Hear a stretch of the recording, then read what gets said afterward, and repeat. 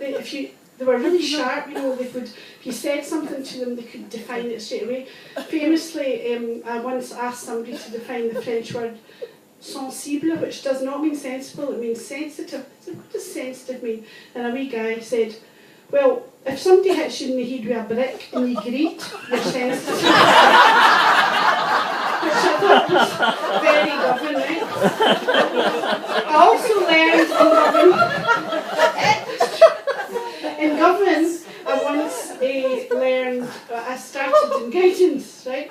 And basically what I learned a lot about parental involvement. One boy was sent home one day for calling the lovely, very nice deputy head, who was a little bit roly-poly, a fat bastard, right?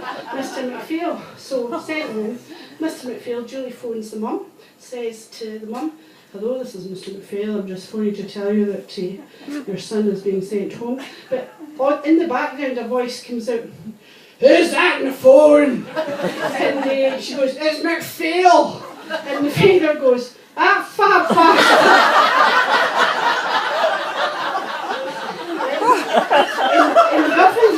In Govan, I famously first heard the word, I'm going to get my dad up to you, or I'm going to get my social worker up to you. The lovely Miss McQueen there, who always was immaculate and had the best discipline I think I've ever seen, once said to a boy when he said, I'm going to get my dad up to you, said, is he a big man? To which the response was, no, he's wee, but he's game. There weren't a lot of characters. You don't get the characters new, but we had a wonderful home economics teacher called Joan Tom, who had an all-boys class, and one day it was a cheese and wine, she was beautifully dressed, and they went, you never get dressed up for us, because she always had her white coat on. So the next day, she came in, and I'm not kidding by the way, a full-length evening gown, gloves up to here, a first roll and a tiara. I'm not making this up, because I did see it, and she taught the class dressed like that. And she said, you said I never get dressed up for you. Well, here we go.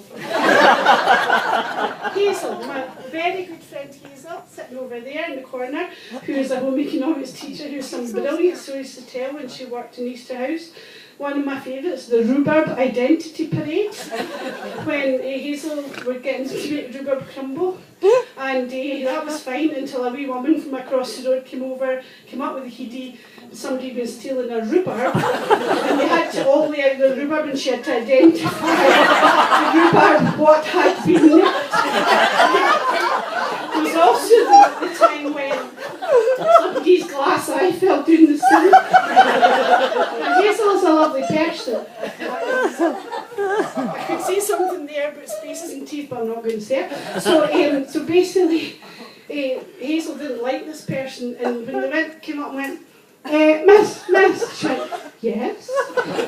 Hazel also said, she's very thoughtful, she said, you better check that no one that's coming on Wednesday's got a glass eye, because if you tell that story, there might be a fake. I don't think any of you have got a glass eye. The other one, my favourite, is name 3 typical Scottish dishes, and somebody wrote a plate, a cup and a saucer. So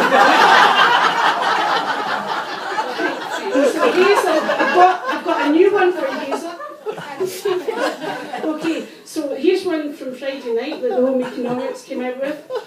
Advice to Home Economics teachers. On a cooker, on the front, there are dials, there are no knobs. When you're making pastry, you fork it, you do not prick it. At all costs, avoid mention of jugs, especially big ones. And never ever during a fabric lesson tell a pupil to go into the cupboard to get felt. So then I moved to Smithycroft, okay, at East End. I asked my pals Jim and Ronnie and Roger, who had worked out in Cairn Hill together. I asked them for advice. They said, take raw meat, which I didn't think was really helpful, to be quite honest. Smithycroft was a fantastic school. I wasn't there long, but I was very happy. My good friend Linda, over there, was the dux of the school, and I was very, very fortunate to work with her there, and we worked in modern languages and guidance, and Very, very happy indeed. It was still quite academic, well, kind of, and they still taught Latin. Some of the people, am I going on too long? No. It's good. Obviously don't get out much. Am I better than Eric Clapton? I promise not to bugger off. Right, sorry, I'm only kidding. Who shot the sheriff? Oh, I know well, we had a deputy that shot the Johnny in the arse. That's another story altogether. So, Latin, we had a lovely, head of Latin called George Littlejohn.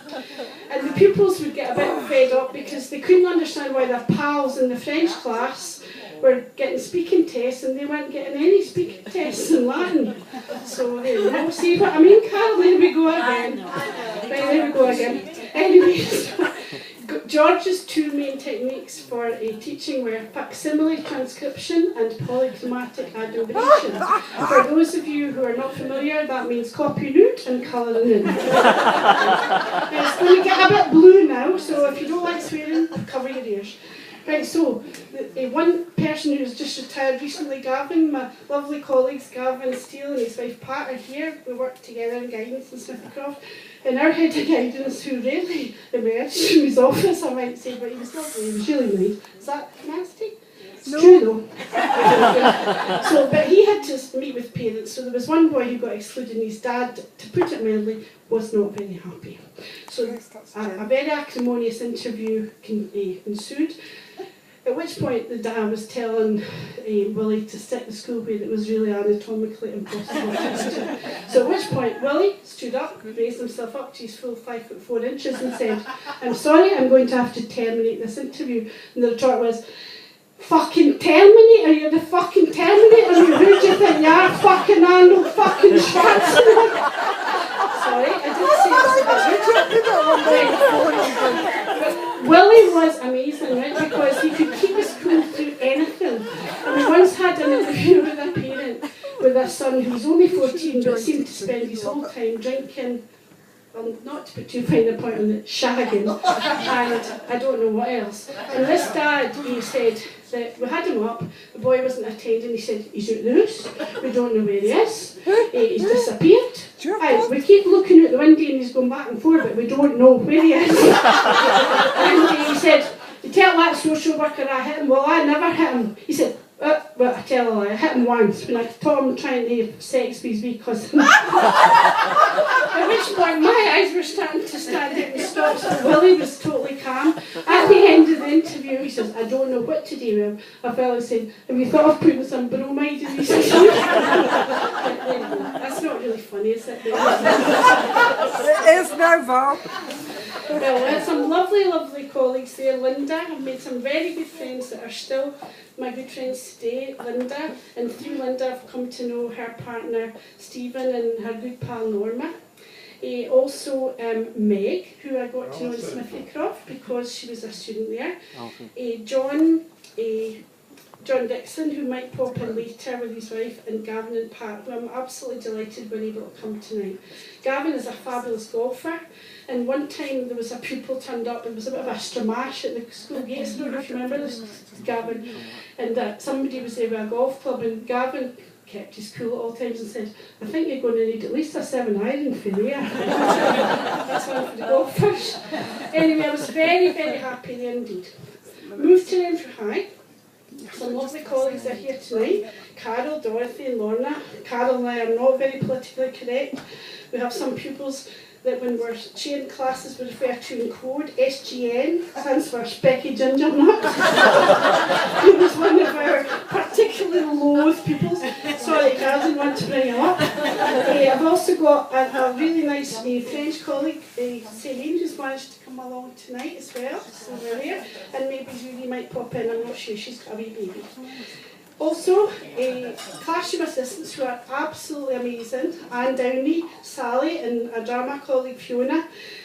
I was hoping Pascal could come tonight, but Pascal's got a bad, he's got a bad leg. Now I'm thinking that might be related to the time that Anne arrived at a night out and sat on his knee, and normally that would be for 5 minutes, but she was on his knee for 45 minutes, right? And I said to him tonight, I said to her, you know, Pascal can't come because of his crutches, and she said, oh, Kerry will do his stretch.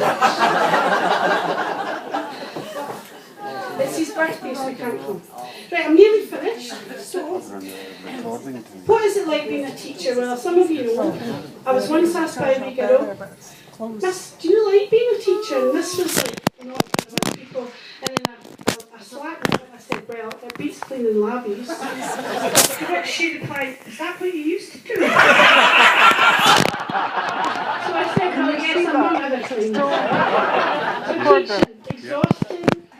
Other colleagues over there that were Grace, that was our teacher in government skills, were not in the same school as me. Challenging, frustrating, but immensely important and rewarding.